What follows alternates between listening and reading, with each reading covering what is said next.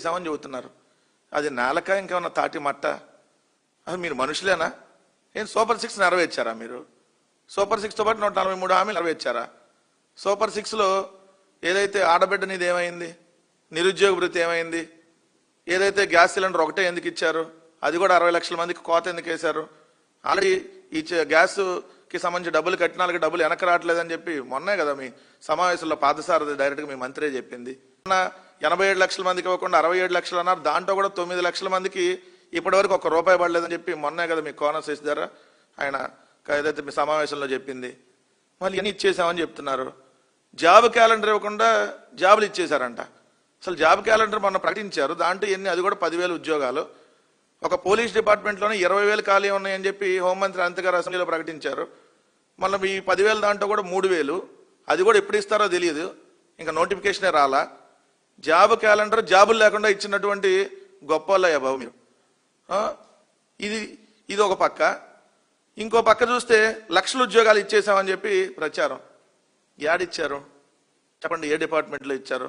లచ్చొద్దు, ఇదిగో ఈ డిపార్ట్మెంట్లో ఇన్ని ఇచ్చాం, ఇదిగో పలానా నోటిఫికేషన్ ద్వారా ఇన్ని ఇచ్చాం, ఇదిగోండి ఇది అని చెప్తే కన్నా ఉందా? జగన్ గారు ఇచ్చిన కానిస్టేబుల్ జాబులు ఆయన ఉన్నప్పుడు ఎగ్జామ్ పెట్టి, ఆయన ఉన్నప్పుడే ఏదైతే నోటిఫికేషన్ ఆయనే ఇచ్చాడు, ఆయన ప్రిలిమ్స్ ఎగ్జామ్ పెట్టాడు, తర్వాత కోర్టుకి వెళ్తారు, కోర్టులో ఏదైతే వేరే వాళ్ళు కేసులు వేయటం, దానికి సంబంధించిన అంటే నియామక పత్రాలు మీరు ఇచ్చారు, అది కూడా మీ అకౌంట్లో వేసుకునేటటువంటి కార్యక్రమం. మొన్న అసెంబ్లీలో 164 మంది, దాంట్లో 23 మందితో మాట్లాడిచ్చారు.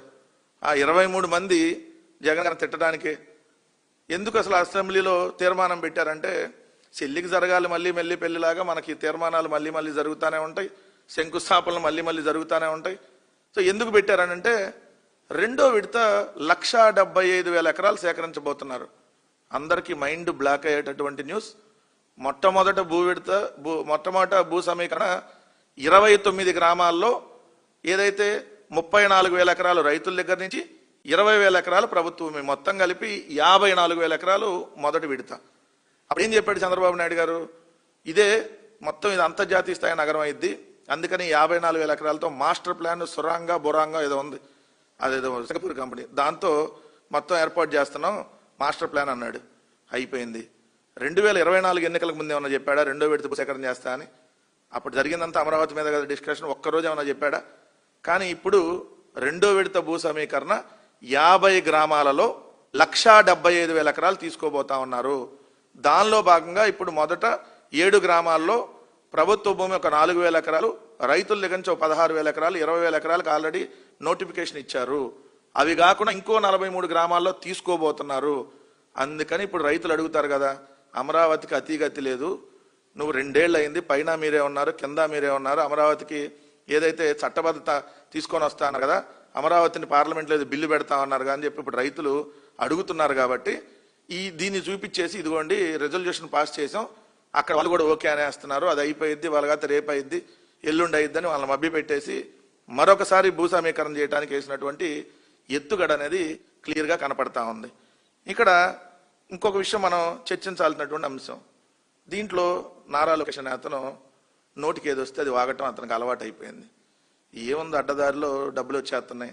99 పైసలకు ఉల్ఫాగాళ్ళకో తెలుగుదేశం పార్టీ బినామీగాళ్ళకో ఒక ఎకరం రాసి ఇచ్చేస్తే 99 పైసలకి గవర్నమెంట్కి వస్తుంది, అంటే ₹1 కూడా రాదు. వీళ్ళకి మాత్రం ఎకరానికి 25 కోట్లు 30 కోట్లు వాళ్ళ దగ్గర నుంచి తీసుకుంటారు కదా. సో అందుకని ఆయన తిరుగుతాడు, లేదంటే ఇంకో దాంట్లో ఇంకో తిరుగుతా, నోటికి ఏది వస్తే అది మాట్లాడటం అయిపోయింది. నేను అడుగుతున్నాను, నువ్వు లోకేష్వా లూజ్ ఫెలోవా అని? ఎందుకు ఈ లూజ్ ఫెలో గురించి మనం మాట్లాడాల్సి వస్తుంది? నోరు తెరిస్తే ఇట్లాంటి లూజ్ మాటలే. పక్కనోడికి పుట్టినటువంటి బిడ్డలకి ఈ ప్రభుత్వం తండ్రి అని చెప్పుకోండి, సిగ్గు సర్వన్నా కొంచెం అని ఉండాలి కదా. అన్ని క్రెడిట్ చోరీ ఎవరు చేస్తున్నారు? క్రెడిట్ చోరీ రోగం మీకుందా మాకుందా? అసలు మీరు ఈరోజు ఆ కూర్చున్న వేదిక, మీ తెలుగుదేశం పార్టీ ఆవిర్భావ దినోత్సవం మీరు చేసుకుంటున్నటువంటి ఆ వేదిక ఎవరిది?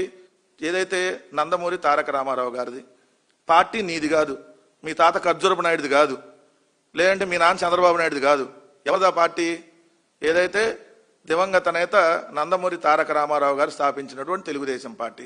ఆ పార్టీని జయప్రదంగా ఎలా లాక్కున్నారు మీరు తెలుసు కదా, ఏ విధంగా లాక్కున్నారో. ఆ జెండాని, ఆ పార్టీ గుర్తుని, ఆ పార్టీ అకౌంట్స్ని ఆయన మీద చెప్పులించి మరీ లాక్కొని సిగ్గు లేకుండా ఆ వేదిక మీద కూర్చొని మీరు క్రెడిట్ చోరీ మాట్లాడతాం.